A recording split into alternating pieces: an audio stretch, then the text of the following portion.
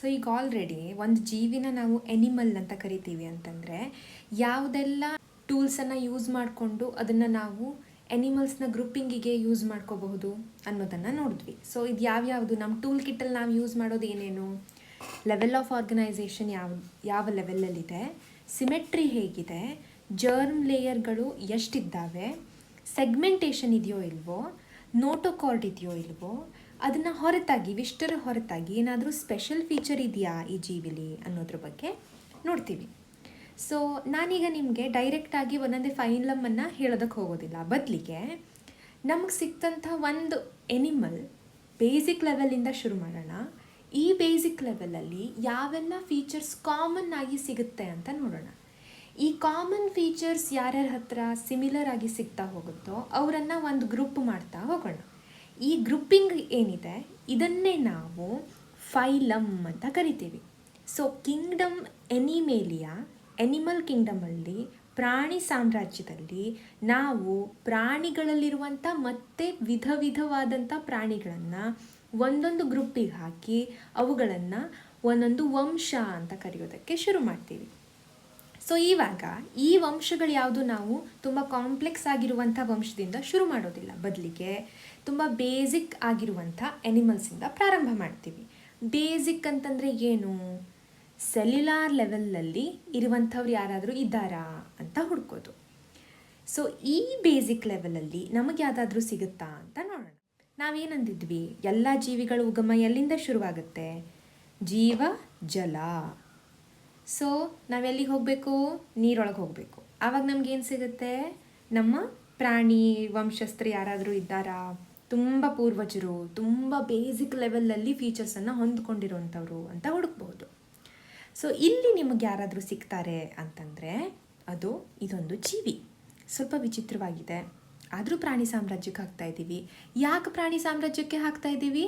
Multi cellular ಆಗಿರಬೇಕು, ಯೂಕ್ಯಾರಿಯೋಟಿಕ್ ಆಗಿರಬೇಕು, cell ವಾಲನ್ನು ಹೊಂದಿರಬಾರ್ದು. Cell wall ಇಲ್ಲ ಅಂತಂದ್ರಂತೂ ಪಕ್ಕಾ ಫಿಕ್ಸ್, ಹೋಗ್ಬಿಡಿ ಡೈರೆಕ್ಟಾಗಿ ಇದು ಒಂದು ಪ್ರಾಣಿನೇ ಅಂತ. ಆದರೆ ಯಾವ ವಂಶಕ್ಕೆ ಹಾಕೋದು? ವಂಶಕ್ಕೆ ಹಾಕಬೇಕು ಅಂತಂದರೆ ನಮಗೇನು ಬೇಕು? ನೀವು ಸೈಂಟಿಸ್ಟ್ಸ್, ನೀವೇ ಹೇಳಬೇಕು ನಮಗೇನು ಬೇಕು. ನಮ್ಮ ಟೂಲ್ ಕಿಟ್ ಇದೆ ಅಲ್ಲ, ನಾವು ಹೊರಗಡೆಯಿಂದ ನೋಡಿದಾಗ ಅದು ಹೆಂಗಿದೆ, ಒಳಗಡೆಯಿಂದ ನೋಡಿದಾಗ ಹೆಂಗಿದೆ, ಇಂಥ ಕಾಮನ್ ಫೀಚರ್ಸ್ ಇದ್ದವರೆಲ್ಲ ಒಂದು ಗ್ರೂಪಿಗೆ ಹಾಕೋಣ ಅಂತ. ಯಾವ ಲೆವೆಲ್ ಆಫ್ ಆರ್ಗನೈಸೇಷನನ್ನು ಇದು ನೋಡೋದಕ್ಕೆ ಸಿಗುತ್ತೆ? ಇವರಲ್ಲಿರುವಂಥದ್ದು ಯಾವುದಪ್ಪ ಅಂತಂದರೆ cellular level of organisation. Cellular level ಅಂತ ನಾವು ಯಾವಾಗ ಕರಿತೀವಿ? ಯಾವಾಗ ನಮಗೆ ಸೆಲ್ಸ್ಗಳು ನೋಡೋದಕ್ಕೆ ಸಿಗ್ತಾ ಇದೆ, ಆದರೆ ಪ್ರತಿಯೊಬ್ಬರೂ ಅವ್ರವ್ರ ಕೆಲಸನ ಅವರವರೇ ಇಂಡಿಪೆಂಡೆಂಟಾಗಿ ಮಾಡ್ತಾರೆ. ಇವರು ಈ ಸೆಲ್ ಇರೋದು ಫಾರ್ ಎಕ್ಸಾಂಪಲ್ ಕೊಯ್ನೋಸೈಟ್ಸ್ ಆಗಿತ್ತು ಅಂತ ಅಂದ್ಕೊಳ್ಳಿ. ಕೊಯ್ನೋಸೈಟ್ಸ್ ಅಂದರೆ ಏನು ಅಂತ ನೆಕ್ಸ್ಟ್ ನಾವು ನೋಡ್ತೀವಿ. ಸೊ ಈ ಸೆಲ್ನ ಕೆಲಸ ಏನಿದೆ, ಇದು ಚೇಂಜ್ ಆಗಿ ಸ್ಪರ್ಮ್ ಸೆಲ್ಲಾಗೂ ಚೇಂಜ್ ಹಾಕೊಂಡ್ಬಿಡ್ಬೋದು, ಶಿಫ್ಟ್ ಆಗ್ಬೋದು ಕೆಲಸದಿಂದ. ಇದು ಸ್ಪಿನ್ ಮಾಡೋ ಟೈಮಿಂಗೇ ಬೇರೆ, ಇದು ಸ್ಪಿನ್ ಆಗೋ ಟೈಮಿಂಗೇ ಬೇರೆ. ಇಂಡಿಪೆಂಡೆಂಟ್ ಆಗಿಯೇ ಜೀವಿಸಬಲ್ಲಂಥ ಸೆಲ್ಸ್ಗಳು ಒಟ್ಟಿಗೆ ಸೇರಿ ಒಂದು ಶೇಪನ್ನು ಕೊಟ್ಟು ಒಂದು ಜೀವಿನ ನಮಗೆ ಕಾಣಿಸ್ತಾ ಇದ್ದರೆ ಅದನ್ನು ನಾವು ಸೆಲ್ಯುಲಾರ್ ಲೆವೆಲ್ ಆಫ್ ಆರ್ಗನೈಸೇಷನ್ ಅಂತ ಕರಿತೀವಿ. ಸೊ ಇವರ ಲೆವೆಲ್ ಆಫ್ ಆರ್ಗನೈಸೇಷನ್ ಯಾವುದಂತಾಯಿತು? Cellular level. ಹಾಗಿದ್ರೆ ಸಿಮೆಟ್ರಿ ಯಾವ ರೀತಿಯಾಗಿದೆ? ನೀವೇ ನೋಡಿ, ಈಸಿಯಾಗಿ ಹೇಳಿಬಿಡ್ಬೋದು. ಕಟ್ ಮಾಡಿದಾಗ ಒಂದು ಪ್ಲೇನನ್ನು ಇಟ್ಕೊಂಡು ನಾವು ಇದನ್ನು ಚೆಕ್ ಮಾಡಬೇಕು. ಸರಿ, ಇಟ್ಕೊಂಡು ಚೆಕ್ ಮಾಡೋಣ. ಈ ರೀತಿ ಕಟ್ ಮಾಡಿದ್ರೆ ಒಂದು ರೀತಿ ಕಾಣ್ತಾ ಇದೆ, ಇಲ್ಲಿ ಬರುವಂಥ ಶೇಪ್ಗಳೇ ಬೇರೆ, ಇಲ್ಲಿ ಬಂದಿರೋ ಶೇಪ್ ಬೇರೆ, ಕೆಳಗಡೆ ಇರೋ ಶೇಪೇ ಬೇರೆ. ಇಲ್ಲೂ ಒಂದು ಜೀವಿ ಇದೆ, ಇದನ್ನು ನೋಡಿ, ನೀಟಾಗಿ ಕರೆಕ್ಟಾಗಿ ಕಟ್ ಆಗ್ತಾ ಇದೆಯಾ? ಇಲ್ಲ. ಸೊ ಇವ್ರು ಏನಾದರೂ ಈಗ ಸಿಮೆಟ್ರಿ ನೇರವಾಗಿ ಬರ್ತಾ ಇಲ್ಲ. ಪ್ಲೇನಿಂದ ಎಳೆದ್ವಿ ಅಂತಂದರೆ ಎರಡು ಭಾಗಗಳಾಗಿ, ಸಮನಾದ ಭಾಗಗಳಾಗಿ ಕಟ್ ಆಗ್ತಾ ಇಲ್ಲ. ಅಂಥದ್ದನ್ನು ಏನಂತ ಕರಿತೀವಿ? ಎ ಅಂದ್ರೇನು? No, asymmetry. Next germ layer ಯಾವ ರೀತಿಯಾಗಿದೆ? ಸೊ ಜರ್ಮ್ ಲೇಯರನ್ನು ಒಳಗೆ ಹೋಗಿ ನೋಡಬೇಕಾಗುತ್ತೆ ಅಲ್ವಾ? ಸೊ ಜರ್ಮ್ ಲೇಯರ್ ಯಾವ ರೀತಿಯಾಗಿದೆ ಅಂತ ನೋಡೋಣ. ಸೊ ನಮಗೆ ಜರ್ಮ್ ಲೇಯರ್ಸಲ್ಲಿ ಯಾವ್ಯಾವ ಲೇಯರ್ ಗೊತ್ತು? ಎಕ್ಟೋಡರ್ಮ್ ಗೊತ್ತು, ಹೊರಪದರ. ಎಂಡೋಡರ್ಮ್ ಗೊತ್ತು, ಒಳಪದರ. ಆಮೇಲೆ ಮೀಸೋಡರ್ಮ್ ಗೊತ್ತು, ಮಧ್ಯದ ಪದರ. ಈ ಮಧ್ಯದ ಪದರ ಯಾರ ಹತ್ರ ಇರುತ್ತೆ? ಸ್ವಲ್ಪ ಅಡ್ವಾನ್ಸ್ ಆಗಿರೋರ ಹತ್ರ ಮಾತ್ರ ಇರುತ್ತೆ ಅನ್ನೋದು ಗೊತ್ತು, ಸ್ವಲ್ಪ ದೊಡ್ಡ ಮಂದಿದ್ದು ಅಲ್ವಾ? ಸೊ ಮೀಸೋಡರ್ಮ್ ಇದೆಯಾ ಇಲ್ಲಿ ಅಂತ ನೋಡೋಣ. ಮೀಸೋಡರ್ಮ್ ನಮಗೆ ಕಾಣ್ತಾ ಇಲ್ಲ. ಇಲ್ಲಿ ಎಂಡೋಡರ್ಮ್ ಕಾಣ್ತಾ ಇದೆ ಲೇಯರು, ಎಕ್ಟೋಡರ್ಮ್ನ ಲೇಯರ್ ಕಾಣ್ತಾ ಇದೆ, ಹೊರಪದರ ಮತ್ತು ಒಳಪದರ ಕಾಣ್ತಾ ಇದೆ. ಈ ಮಧ್ಯದಲ್ಲಿ ಇರಬೇಕಾಗಿದ್ದೇನಾಗಿತ್ತು? ಮೀಸೋಡರ್ಮ್ ಆಗಿತ್ತು. ಸೊ ಇಲ್ಲಿ ಮೀಸೋಡರ್ಮ್ ಸಿಗ್ತಾ ಇಲ್ಲ, ಬದಲಿಗೆ ಒಂಥರ ಜೆಲ್ಲಿ ಲೈಕ್ ಥಿಂಗ್ಸ್ ಕಾಣೋದಕ್ಕೆ ಸಿಗ್ತಾ ಇದೆ. ಈ ಜೆಲ್ಲನ್ನು ನಾವೇನಂತ ಕರಿಬಹುದು, ಮೀಸೋಹೈಲ್ ಅಥವಾ ಮೆಸಗ್ಲಿ ಅಂತ ಕರಿತಾರೆ. ಇದ್ರ ಕೆಲಸ ಏನಪ್ಪಾ ಅಂದರೆ ಇವೆರಡನ್ನ ಹಿಡಿದಿಟ್ಕೊಳ್ಳೋದು ಅಷ್ಟೇ, ಮುಗೀತು. ಸೊ ಎಷ್ಟು ಲೇಯರ್ಗಳು ಸಿಕ್ಕಿದ್ವು, ಎಕ್ಟೋಡರ್ಮ್ ಮತ್ತು ಎಂಡೋಡರ್ಮ್ ಸಿಕ್ತು. ಎಷ್ಟಾಯಿತು, ಎರಡನ್ನು ನಾವು ಸ್ವಲ್ಪ ಬಯೋಲಾಜಿಕಲ್ ಟರ್ಮಲ್ಲಿ ಫ್ಯಾನ್ಸಿಯಾಗಿ ಹೇಳಬೇಕು. ಹೆಂಗೆ ಹೇಳೋಣ, diplo di 2, diploblastic. So blastula ಹಂತದಲ್ಲಿನೂ ಕೂಡ ಇದು 2 ಲೇಯರನ್ನು ಮಾತ್ರ ಹೊಂದಿರುತ್ತೆ. ಹಾಗಾಗಿನೇ ನಮಗಿಲ್ಲೂ ಕೂಡ ಬೆಳೆದಿರುವಂಥ ಹಂತದಲ್ಲಿನೂ ನೋಡೋದಕ್ಕೆ ಸಿಗೋದಿಲ್ಲ. ಇನ್ನು ಇವರ ರಿಪ್ರೊಡಕ್ಷನ್ ಯಾವ ರೀತಿಯಾಗಿದೆ ಅಂತಂದರೆ ಸ್ವಲ್ಪ ವಿಶೇಷವಾಗಿದೆ. ಇವರನ್ನು ಹರ್ಮೋಪ್ರೊಡೈಟ್ಸ್ ಅಂತ ಕರಿತೀವಿ. ಹರ್ಮೋಪ್ರೊಡೈಟ್ಸ್ ಅಂತಂದರೆ ಉಭಯಲಿಂಗಿಗಳು. 2 ಲಿಂಗ ಅಂದರೆ ಮೇಲ್ ಮತ್ತು ಫೀಮೇಲ್ ಮತ್ತು ಮೇಲ್ ಏನಿದೆ ಇವು ಒಂದೇ ಜೀವಿಯ ದೇಹದ ಒಳಗಡೆ ಇರುತ್ತೆ. ಆ ಮೂಲಕ ಅದಕ್ಕೆ ರಿಪ್ರೊಡಕ್ಷನ್ ಮಾಡುವಂಥ ಸಮಯದಲ್ಲಿ ಏನು ಮಾಡುತ್ತೆ, ಬೇಕಾಗಿರುವಂಥ ಸೆಲ್ಸನ್ನು ರಿಲೀಸ್ ಮಾಡಿ ಇವೆರಡರ ಫ್ಯೂಷನ್ನಿಂದ ಇದು ರಿಪ್ರೊಡಕ್ಷನನ್ನು ಮಾಡುತ್ತೆ. ಇವರು ಎಸೆಕ್ಷುವಲಿನೂ ರಿಪ್ರೊಡಕ್ಷನ್ ಮಾಡ್ತಾ ಇದ್ದಾರೆ, ಸೆಕ್ಷುವಲಿನೂ ಮಾಡ್ತಾ ಇದ್ದಾರೆ. ಎಸೆಕ್ಷುವಲ್ ಆದರೆ ಹೇಗೆ, ಫ್ರೆಗ್ಮೆಂಟೇಷನ್ ಮೂಲಕ ಇದನ್ನು ತುಂಡು ಮಾಡಿ ಬಿಟ್ಟರೆ ಆಯಿತು, ಇನ್ನೊಂದು ಜೀವಿ ಹುಟ್ಕೊಳ್ಳುತ್ತೆ. ಅಥವಾ ಜೆಮ್ಯೂಲ್ಸ್ ಮೂಲಕ, ಜೆಮ್ಯೂಲ್ಸ್ ಕಪ್ಗಳಲ್ಲಿ ಏನಿರುತ್ತೆ, ಇದರ ಮಿನಿಯೇಚರ್ ವರ್ಷನ್ ಇರುತ್ತೆ. ಇದು ಮುಂದೆ ಹೋಗಿ ದೊಡ್ಡದಾಗಿ ಹೊಸ ಜೀವಿಯಾಗಿ ಬೆಳೆಯುತ್ತೆ. ಇದನ್ನು ಎಸೆಕ್ಷುವಲ್ ರಿಪ್ರೊಡಕ್ಷನಲ್ಲಿ ಮಾಡಬಹುದು. ಇನ್ನು ಸೆಕ್ಷುವಲ್ ರಿಪ್ರೊಡಕ್ಷನ್ ಮಾಡ್ತವೆ ಅಂತಂದರೆ ಇದು ಎಕ್ಸ್ಟರ್ನಲ್ ಫರ್ಟಿಲೈಸೇಷನ್ ಅಂತಂದರೆ ಅಂಡಾಣು ಮತ್ತು ವೀರ್ಯಾಣು ಏನಿದೆ ಇದರ ಫ್ಯೂಷನ್, ಇವೆರಡರ ಕೂಡುವಿಕೆ ಏನಿದೆ ಅದು ಹೊರಗಡೆ ನಡೆಯುತ್ತೆ, ಜೀವಿಯ ದೇಹದ ಹೊರಗಡೆ ನಡೆಯುತ್ತೆ. ಇದನ್ನು ನಾವು ಬಾಹ್ಯ ಫಲೀಕರಣ ಅಂತ ಕರಿತೀವಿ. ಬಾಹ್ಯ ಹೊರಗಡೆ ಆಗುವಂಥ ಫರ್ಟಿಲೈಸೇಷನ್, ಎರಡರ ಕೂಡುವಿಕೆ. ಇದರಿಂದ ಉತ್ಪಾದನೆ ಆಗುವಂಥ ಏನು ಜೀವಿ ಇದೆ ಇದನ್ನು ನಾವು ಲಾರ್ವಾ ಅಂತ ಕರಿತೀವಿ. ಮರಿ ಹುಳದ ಥರ ಇರುತ್ತೆ. ಈ ಲಾರ್ವಾ ಏನಿದೆ ಇದು ಸ್ವಿಮ್ ಮಾಡುತ್ತೆ. ನೀವು ಮೀನಿನ ಮರಿಗಳನ್ನು, ಸಣ್ಣ ಮರಿನ ಅಥವಾ ಕಪ್ಪೆಯ ಸಣ್ಣ ಲಾರ್ವಾಗಳನ್ನು ನೋಡಿದ್ದೀರಾ, ಇದು ಸ್ವಿಮ್ ಮಾಡ್ತಾ ಇರುತ್ತೆ.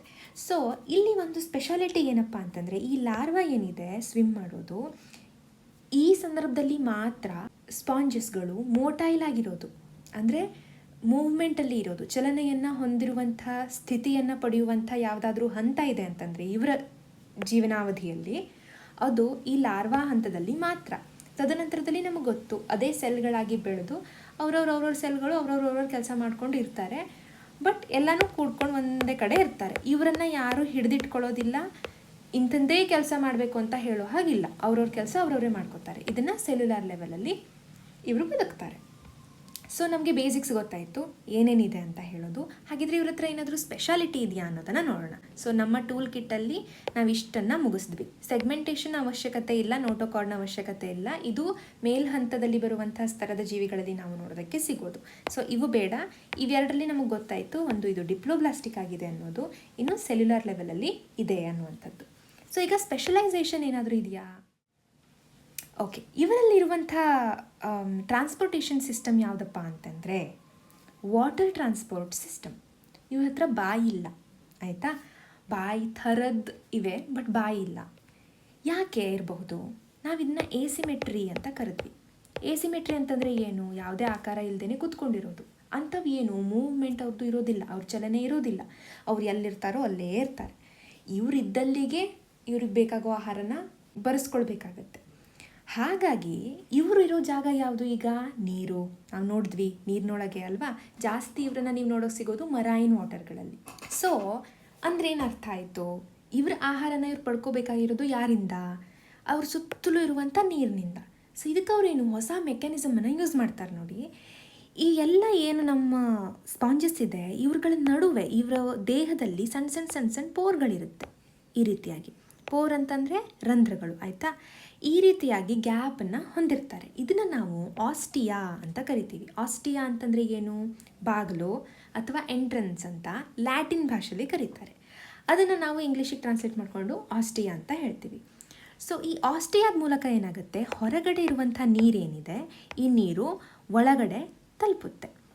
ಈ ತಲುಪಿದ ನಂತರ ಏನಾಗುತ್ತಪ್ಪ ಅಂತಂದರೆ ನಮ್ಮ ಹತ್ರ ಇರುವಂಥ ಕೊಯ್ನೋಸೈಟ್ಸ್ ಅಂತಂದರೆ ಇರುವಂಥ ಸ್ಪೆಷಲೈಸ್ಡ್ ಸೆಲ್ಸ್ಗಳು, ವಿಶೇಷವಾದಂಥ ಜೀವಕೋಶಗಳು. ನಾವೇನು ಹೇಳಿದ್ವಿ, ಇಲ್ಲಿ ಜೀವಕೋಶಗಳು ತಮ್ಮ ಕೆಲಸನ ತಾವು ಮಾಡಿಕೊಂಡು ಆರಾಮಾಗಿರುತ್ತೆ, ಯಾರ ಜೊತೆನೂ ಸಂಪರ್ಕ ಇರೋದಿಲ್ಲ, ಸೊ ಇಲ್ಲಿರುವಂಥ ಪ್ರತಿಯೊಂದು ಕೊಯ್ನೋಸೈಡ್ಸ್, ಇವುಗಳೇನಿದೆ ಇವುಗಳನ್ನೇ ಕೊಯ್ನೋಸೈಡ್ಸ್ ಅಂತ ಕರಿತೀವಿ. ಆಯಿತಾ, ಇವಿಷ್ಟು ಕೊಯ್ನೋಸೈಡ್ಸ್. ಈ ಕೊಯ್ನೋಸೈಡ್ಸ್ ಕೆಲಸ ಏನಪ್ಪ ಅಂತಂದರೆ, ಇವ್ರ ಹತ್ರ ಇರುವಂಥ ಫ್ಲ್ಯಾಜೆಲ್ಲ ಏನಿದೆ, ಇದು ಫ್ಲ್ಯಾಜೆಲ್ಲ. ಈ ಫ್ಲ್ಯಾಜೆಲ್ಲಾದ ಮೂಲಕ ಏನು ಮಾಡುತ್ತೆ, ಬಂದಿರುವಂಥ ನೀರನ್ನು ಸ್ಪಿನ್ ಮಾಡುತ್ತೆ. ಸ್ಪಿನ್ ಮಾಡಿದಾಗ ಏನಾಯಿತು, ಇವ್ರ ಹತ್ರ ಒಂದು ಸ್ಪೆಷಾಲಿಟಿ ಏನಪ್ಪ ಅಂದರೆ, ಇಲ್ಲೊಂದು ಪೋರ್ ಇದೆ ನೋಡಿ, ಇಲ್ಲೊಂದು ರಂಧ್ರಗಳಿದೆ, ಹೌದಾ, ಈ ರೀತಿಯಾದಂಥ ಆಕಾರವನ್ನು ಹೊಂದಿದೆ. ಅದು ಇಲ್ಲಿರುವಂಥ ಒಂದು ಓಪನಿಂಗ್ ಇದೆ. ಈ ಓಪನಿಂಗ್ ಮೂಲಕ ಏನು ಮಾಡುತ್ತದು, ಇಲ್ಲಿ ಬರುವಂಥ ಆಹಾರಗಳನ್ನು ಸೆಳ್ಕೊಳ್ಳುತ್ತೆ. ಆ ಸೆಳ್ಕೊಳ್ಳೋದಕ್ಕೆ ಒಂದು ಫೋರ್ಸನ್ನು ಕ್ರಿಯೇಟ್ ಮಾಡಬೇಕಲ್ಲ, ಅದನ್ನು ಕ್ರಿಯೇಟ್ ಮಾಡಿಕೊಡೋ ಕೆಲಸನ ಈ ಫ್ಲ್ಯಾಜೆಲ್ಲಾಗಳು ಮಾಡ್ತವೆ. ಇದು ಫುಲ್ ರೌಂಡಾಗಿ ಸ್ಪಿನ್ ಆಗುತ್ತೆ ಜೋರಾಗಿ. ಆವಾಗ ನೀರು ಈ ಕಡೆ ಈ ರೀತಿಯಾಗಿ ಹೋಗುತ್ತೆ. ಈ ನೀರಿನ ಒಳಗಡೆ ಇರುವಂಥ ಸಣ್ಣದಾದಂಥ ಫೈಟೋಪ್ಲ್ಯಾಂಕ್ಟಾನ್ಸ್ ಅಂತ ಕರಿತೀವಿ. ಇವು ತುಂಬ ಸೂಕ್ಷ್ಮಾಣು ಜೀವಿಗಳಾಗಿರುತ್ತೆ. ಈ ಫೈಟೋಪ್ಲ್ಯಾಂಕ್ಟಾನ್ಸ್ ಏನಿವೆ ಇವುಗಳನ್ನು ಅವು ಹೀರ್ಕೊಳ್ಳುತ್ತೆ, ಅದರಿಂದ ನ್ಯೂಟ್ರಿಷನನ್ನು ಗೇನ್ ಮಾಡುತ್ತೆ. ತದನಂತರದಲ್ಲಿ ಇವ್ರ ಹತ್ರ ಇರುವಂಥ ಒಂದು ದೊಡ್ಡ ಓಪನಿಂಗ್, ಈ ಓಪನಿಂಗನ್ನು ನಾವು ಆಸ್ಕ್ಯುಲಮ್ ಅಂತ ಕರಿತೀವಿ. ನೋಡೋದಕ್ಕೆ ಬಾಯಿ ಥರ ಇದೆ, ಆದರೆ ಇಲ್ಲಿಂದ ನೀರು ಹೊರಗೆ ಹೋಗುತ್ತೆ, ಒಳಗೆ ಬರೋದಿಲ್ಲ. ಆಯಿತಾ, ಸೊ ಈ ಬಾಯಿನ ಮೂಲಕ ಇದನ್ನು ಏನಂತ ಕರೆದ್ವಿ, ಆಸ್ಕ್ಯುಲಮ್. ಜೊತೆಗೇ ಶಬ್ದಗಳನ್ನು ಹೇಳ್ತಾ ಇರಬೇಕು. ದೊಡ್ಡದಾಗಿ ಓದುವಾಗ ಸ್ವಲ್ಪ ದೊಡ್ಡ ಧ್ವನಿಯಲ್ಲಿ ಓದ್ಕೊಳ್ಳಿ, ಆವಾಗ ಮಾತ್ರ ನಿಮಗೆ ಟರ್ಮಿನಾಲಜೀಸ್ ನೆನಪಿರುತ್ತೆ, ಇಲ್ಲಾಂದರೆ ಇರೋದು. ಸೊ ಈ ಆಸ್ಕ್ಯುಲಮ್ ಮೂಲಕ ನೀರು ಹೊರಗೆ ಹೋಯಿತು. ಏನು ನೀರು, ಇದರಲ್ಲಿ ಇದ್ದಂಥ ನ್ಯೂಟ್ರಿಷನ್ ಅಷ್ಟು ಹೀರ್ಕೊಂಡಾಯಿತು, ಮತ್ತೆ ಯಾಕೆ ನೀರು ಬೇಕು ಅಲ್ವಾ. ಸೊ ಇದರ ವಾಟರ್ ಟ್ರಾನ್ಸ್ಪೋರ್ಟೇಷನ್ ಸಿಸ್ಟಮ್. ಇದ್ರ ಹತ್ರ ಇವೇನು ತಿಂತವೆ ಕೇಳಿದ್ರೆ ಇದನ್ನೇ, ಹೀಗೆ ಅವರು ತಿನ್ನೋ ಸ್ಟೈಲೇ ಹೀಗೆ ಇವ್ರದ್ದು, ಮುಗೀತು. ಸಿಂಪಲ್ಲಾಗಿದೆ ಅಲ್ವಾ. ಅವರಿರೋ ಜಾಗದಲ್ಲಿ ನೀರಿದೆ ಅಂತ ಅದನ್ನು ಸೆಳ್ಕೊಳ್ತಾರಂತೆ, ಅದರಿಂದ ನ್ಯೂಟ್ರಿಷನನ್ನು ಹೀರ್ಕೊಳ್ತಾರಂತೆ. ಸೊ ಇವ್ರದ್ದು ವಿಶೇಷ ಏನಪ್ಪ ಅಂತಂದರೆ, ಆಹಾರನ ಒಳಗೆ ತಗೊಳ್ಳೋದು, ಅದರಿಂದ ನ್ಯೂಟ್ರಿಷನನ್ನು ಹೀರ್ಕೊಳ್ಳೋದು, ಹಾಗೆ ಅದರಿಂದ ಎಕ್ಸ್ಕ್ರೀಷನ್ ಏನು ವೇಸ್ಟ್ ಮಟೀರಿಯಲ್ ಇದೆ ಅದನ್ನು ಹೊರಗೆ ಹಾಕೋದು. ಈ ಎಲ್ಲ ಪ್ರಕ್ರಿಯೆಗಳು ಇಷ್ಟು ಸಿಂಪ್ಲಿಫೈನಲ್ಲಿ ಒಂದು ವಾಟರ್ ಟ್ರಾನ್ಸ್ಪೋರ್ಟೇಷನ್ ಸಿಸ್ಟಮಲ್ಲೇ ನಡೆದು ಬಿಡುತ್ತೆ. ಈ ಜಾಗ ಏನಿದೆ, ಈ ಮಧ್ಯದಲ್ಲಿರುವಂಥ ಸ್ಪೇಸ್ ಏನಿದೆ, ಇದನ್ನು ನಾವು ಸ್ಪಾಂಜೋಸೀಲ್ ಅಂತ ಕರಿತೀವಿ. ಸ್ಪಾಂಜ್ ಅಂತಂದರೆ ನಮ್ಮ ಜೀವಿ ಹೆಸರು, ಸೀಲ್ ಅಂತಂದರೆ ಏನಂತ ಅಂದಿದ್ವಿ, ರಂಧ್ರ, ಕುಳಿ ಅಥವಾ ಸ್ಪೇಸ್ ಅಂತ ಹೇಳ್ಬೋದು. ಕಾಲರ್ ಸೆಲ್ಸ್ ಅಂತ ಯಾಕೆ ಕರೀತಾರೆ, ಅದ್ರ ಶೇಪ್ ನೋಡಿ ಹಿಂಗಿದೆ ಅಲ್ವಾ, ಇದು ನೋಡೋದಕ್ಕೆ ಕಾಲರ್ ಥರ ಇರುತ್ತೆ ಅಂತ. ಈ ಕಾಲರ್ ಓಪನಿಂಗು, ಇದ್ರ ಒಳಗಡೆನೆ ನೀರನ್ನು ಸೆಳ್ಕೊಳ್ಳೋದಲ್ವಾ, ಹಾಗಾಗಿ ಇದಕ್ಕೆ ಈ ಹೆಸರನ್ನು ಹೇಳ್ತಾರೆ. ಸೊ ಕೊಯ್ನೋ ಅಂತಂದರೆ ಅಗೇನ್ ಒಂದು ರಂಧ್ರ, ಆಯಿತಾ. ಸೊ ಇದು ಅವರ ವಾಟರ್ ಟ್ರಾನ್ಸ್ಪೋರ್ಟೇಷನ್ ಸಿಸ್ಟಮ್. ಇನ್ನೊಂದು ಸ್ಪೆಷಾಲಿಟಿ ಇದಕ್ಕಿದೆ ಅಂತಂದರೆ ಇವರ ಸ್ಕೆಲೆಟಲ್ ಸಿಸ್ಟಮ್. ಇವರ ಅಸ್ಥಿಪಂಜರನ ನೀವು ನೋಡಿದ್ರೆ ಯಾವ ರೀತಿಯಾಗಿದೆ, ಡಿಫೆನ್ಸನ್ನು ಮಾಡುತ್ತೆ. ಡಿಫೆನ್ಸ್ ಅಂದರೆ ಬೇರೆಯವರು ಯಾರಾದರೂ ಅದಕ್ಕೆ ಹಾರ್ಮ್ ಮಾಡೋದಕ್ಕೆ ಬಂದರೆ ಅದರಿಂದ ರಕ್ಷಣೆಯನ್ನು ಪಡ್ಕೊಳ್ಬೇಕಲ್ವ, ಅದಕ್ಕೆ ಯಾವ ರೀತಿಯಾಗಿ ಸಿಸ್ಟಮನ್ನು ಬಳಸ್ಕೊಂಡಿದೆ ನೇಚರ್ ಅಂತ ನೋಡೋಣ. ಸೊ ಇಲ್ಲಿ ಬರುವಂಥ ವಿಶೇಷದ್ದು ಅಂತಂದರೆ ಅದು ಸ್ಪಿಕ್ಯೂಲ್ಸ್ಗಳು. ಈ ಸ್ಪಿಕ್ಯೂಲ್ಸ್ಗಳು ಇದು ಯಂತ್ರದಿಂದ ಆಗಿರುತ್ತೆ ಅಂತಂದರೆ ನಮ್ಮ ಸಿಲಿಕಾದಿಂದ ಆಗಿರುತ್ತೆ, ಸ್ವಲ್ಪ ಗ್ಲಾಸ್ ಥರ ಇರುತ್ತೆ. ಇದು ಯಾವಾಗ ಯಾವುದಾದ್ರೂ ಜೀವಿ ಬಂದು ಇದಕ್ಕೆ ಹಾರ್ಮ್ ಮಾಡೋಕ್ಕೆ ಬಂದರೆ ಈ ಸ್ಪಿಕ್ಯೂಲ್ಸ್ಗಳ ಮೇಲೆ ಅದು ಬಿದ್ದಾಗ ಅದಕ್ಕೆ ನೋವಾಗುತ್ತೆ. ಸೊ ಈ ಸ್ಪಿಕ್ಯೂಲ್ಸ್ಗಳನ್ನು ನಾವು ಇಲ್ಲಿ ನೋಡೋದಕ್ಕೆ ಸಿಗುತ್ತೆ. ಜೊತೆಗೆ ಒಂದು ಸ್ಪಾಂಜಿನ್ ಫೈಬರ್ಸ್ ಅಂತ ಇವೇನಿದೆ ಸ್ಪಾಂಜ್ನ ಫೈಬರ್ ಸ್ಟ್ರಕ್ಚರ್ಗಳು. ಇದು ಯಾಕೆ ಈ ರೀತಿ ಕುಳಿಯಾಗಿದೆ ಅಪ್ಪ ಅಂತಂದರೆ ಸ್ಪಾಂಜ್ನ ವೇಟನ್ನು, ಅದ್ರ ವೇಟಿಂದಾಗಿಯೇ ಅದು ಕೊಲ್ಯಾಪ್ಸ್ ಆಗಬಾರ್ದು, ಬಿದ್ದು ಬಿಡಬಾರ್ದು. ಆ ಕಾರಣಕ್ಕಾಗಿ ವೇಟ್ನ ಮ್ಯಾನೇಜ್ಮೆಂಟ್, ಡಿಸ್ಟ್ರಿಬ್ಯೂಟ್ ಎಲ್ಲ ಕಡೆಯೂ ಸರಿಯಾಗಿ ಡಿಸ್ಟ್ರಿಬ್ಯೂಟ್ ಆದರೆ ಆರಾಮ್ ಜಾಗದಲ್ಲಿ ಒಂದು ಕಡೆ ಕುತ್ಕೊಂಡಿರೋದಕ್ಕಾಗತ್ತೆ ಅನ್ನೋ ಕಾರಣಕ್ಕೆ ಈ ರೀತಿಯಾದಂಥ ಸ್ಟ್ರಕ್ಚರ್ನ ಮಾಡಿದೆ. ಇದನ್ನು ನಾವು ಸ್ಪಾಂಜಿನ್ ಫೈಬರ್ಸ್ ಅಂತ ಕರಿತೀವಿ. ಫೈಬರಿಂದ ಆಗಿರೋದ್ರಿಂದ ಈ ಹೆಸರು. ಸೊ ನಮಗೊಂದು ಜೀವಿ ಸಿಕ್ಕಿದೆ ಮಕ್ಕಳ. ಈಗ ಈ ಜೀವಿ ನಾವೇನಂತ ನೋಡಿದ್ವಿ, ಬಹಳ ಬೇಸಿಕ್ ಇದ್ದಾರೆ. ಅವ್ರ ಹತ್ರ ಇರೋದು ಒಂದು ಸೆಲ್ಯುಲರ್ ಲೆವೆಲಲ್ಲೇ ಇನ್ನೂ ಹಂತದಲ್ಲಿನೇ ಇದ್ದಾರೆ. ಈ ಸೆಲ್ಯುಲರ್ ಹಂತದಲ್ಲಿರೋದ್ರ ಜೊತೆಗೆ ಡಿಪ್ಲೋಬ್ಲಾಸ್ಟಿಕ್ ಆಗಿದ್ದಾವೆ.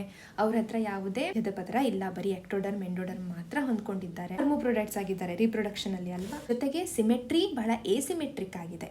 ಸೊ ಈ ಎಸಿಮೆಟ್ರಿಯನ್ನು ಅವರು ಹೊಂದಿರೋ ಕಾರಣಕ್ಕೇನೆ ಒಂದು ಸ್ಪೆಷಲೈಸ್ಡ್ ಫೀಚರ್ ಇದೆ. ಅದನ್ನು ವಾಟರ್ ಟ್ರಾನ್ಸ್ಪೋರ್ಟ್ ಸಿಸ್ಟಮ್, ಆಹಾರವನ್ನು ತೆಗೆದುಕೊಳ್ಳುವಂಥ ರೀತಿ ವಾಟರ್ ಟ್ರಾನ್ಸ್ಪೋರ್ಟ್ ಸಿಸ್ಟಮ್ಗಳ ಮೂಲಕ ಮಾಡ್ತಾ ಇದ್ದಾರೆ.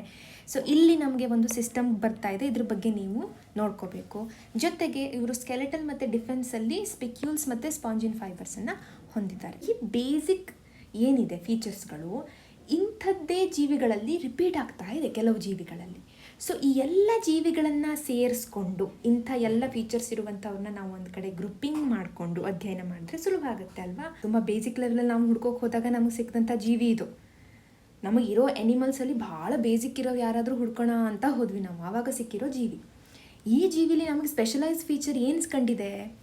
ಪೋರ್ಸ್ ಇರೋದು ಕಂಡಿದೆ ಅಲ್ವಾ? ಪೋರ್ಸ್ಗಳು, ರಂಧ್ರಗಳಿರೋದನ್ನು ಕಂಡಿದೆ.